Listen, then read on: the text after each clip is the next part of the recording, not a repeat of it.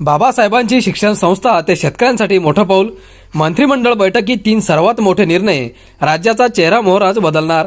मित्रांनो, तुमच्या सर्वांचं स्वागत आहे शेतकरी मित्र या एका विश्वसनीय अशा यूट्यूब चॅनलवर. मित्रांनो, आता शेतकरी मित्रांसाठी मंत्रिमंडळाच्या बैठकीमध्ये 3 सर्वात महत्त्वाचे मोठे बदल करण्यात आलेले आहेत आणि बाबासाहेबांची शिक्षण संस्था ते शेतकऱ्यांसाठी मोठं पाऊल उचललं गेलेलं आहे. मित्रांनो, ही संपूर्ण माहिती व्हिडिओच्या माध्यमातून आपण जाणून घेणारच आहोत.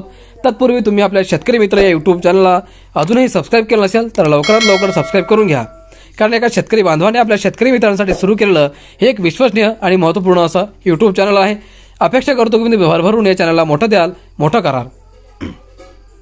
मित्रांनो, राज्य मंत्रिमंडळाची आज महत्त्वाची बैठक पार पडली. मुख्यमंत्री देवेंद्र फडणवीस यांच्या अध्यक्षतेखाली ही बैठक पार पडली. या बैठकीत अनेक महत्त्वाच्या विषयांवर चर्चा करण्यात आली. विशेष म्हणजे याच बैठकीत 3 महत्त्वाचे निर्णय घेण्यात आले. उद्योग विभाग, सामाजिक न्याय व विशेष सहाय्य विभाग, विधी व न्याय विभाग या 3 महत्त्वाच्या विभागांसाठी हे निर्णय घेण्यात आले आहेत. या निर्णयांमध्ये बाबासाहेब आंबेडकर यांच्या शिक्षण संस्थेसंदर्भात एक मोठा निर्णय घेण्यात आला आहे. उद्योग विभाग. मित्रांनो, महाराष्ट्र बांबू उद्योग धोरण 2025 जाहीर करण्यात आले आहे. धोरण कालावधीत 50,000 कोटींची गुंतवणूक, 5 लाखांवर रोजगार निर्मिती करण्यात येणार आहे. राज्यात 15 समर्पित बांबू क्लस्टर्स तयार करण्यात येणार आहेत.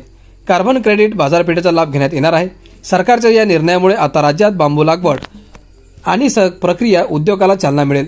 शेतकऱ्यांना नगदी पिकांसारखा आणखी एक पर्यायपूरक आणि शाश्वत उत्पन्न पर्याय उपलब्ध होईल. भारतरत्न डॉक्टर बाबासाहेब आंबेडकर यांनी स्थापन केलेल्या द पीपल्स एज्युकेशन सोसायटीच्या विकासासाठी योजना तयार करण्यात आली आहे. सोसायटीच्या शैक्षणिक संस्था, वसतिगृहांच्या इमारतींचा जीर्णोद्धार, जतन आणि संवर्धन करण्याकरिता नियोजन केले जाणार आहे. या योजनेअंतर्गत मुंबई छत्रपती संभाजीनगरमधील 9 शिक्षण संस्था, 2 वसतिगृहांचे अद्ययावतीकरण केले जाईल. त्यासाठी 5 वर्षासाठी 500 कोटींच्या निधीची तरतूद करण्यात आली आहे. विधी व न्याय विभाग. मुंबई उच्च न्यायालयाच्या मुंबईसह अपील शाखा आणि नागपूर औरंगाबाद खंडपीठांच्या करिता गट अ ते गट संवर्गात ड संवर्गात 2228 पदांची निर्मिती करण्यात आली आहे. त्यासाठीच्या खर्चाच्या तरतुदीस मान्यता देण्यात आली आहे. दरम्यान सरकारने हे निर्णय घेतले असले आहेत. लवकरच या निर्णयांची अंमलबजावणी केली जाणार आहे. सरकारच्या या निर्णयांचे राज्यातील जनतेकडून स्वागत केले आहे.